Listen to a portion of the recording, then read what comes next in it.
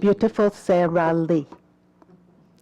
I remember the sweet comfort of pulling out my doll's orange hair, strand by scratchy strand, until her head was bare, covered with tiny holes.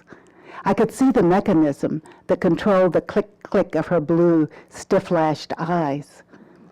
So I poked the eyeballs out next.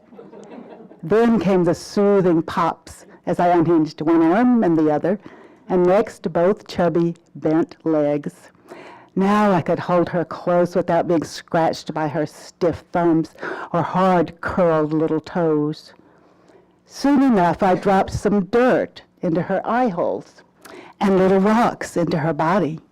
She rattled just fine when I shook her, and we spent hours that summer up in the mimosa tree, with me singing my current favorite, Don't Fence Me In, and her doing a kind of beautiful, gorgeous baby doll percussion.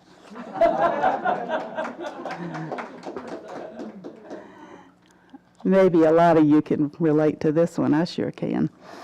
The fall. His skinny fingers scrambling white and black, a boy practices the E major scale. The room feels hollow and chill with twilight. Each note bangs too loud. The door opens quietly and his parents gaze past him, pleased with the perfection of the flowered furniture, the glittering windows. The dissonant notes are disturbing to them. They want him to play waltzes, polkas, the difficult songs in the Red Book. But he can't manage any tune beyond his first, the one they admired. He has heard in church about mercy and wants some to come.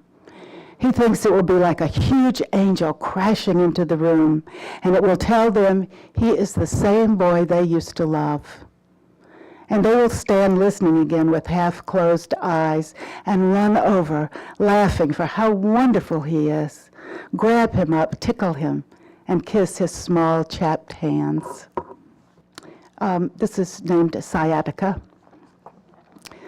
My spouse is up in the larch tree again. Up he climbs, then swings down, then up. All day this has been happening.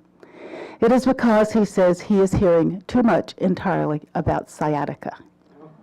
He wants to remind the afflicted, of which I am one, that it is curable, that the pain can be relieved, that one's life can return to sitting, sleeping well, dancing the samba.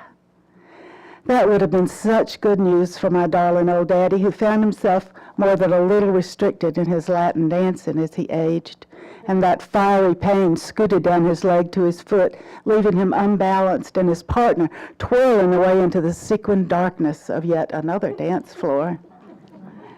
My husband sweetly reminds me that I was with him during his own ceremonious injection, that I witnessed the cessation of both the pain and the imbalance in his step, the smoothing of his forehead, the relaxing of his jaws, the drying of his tears. So up into the tree I climb, pain crumpling my face. I perch on a long branch with him, bouncing a little, agreeing that I am not so special and will, sooner than later, grab any doctor I can and cajole him into a diagnosis and rapid follow-up treatment.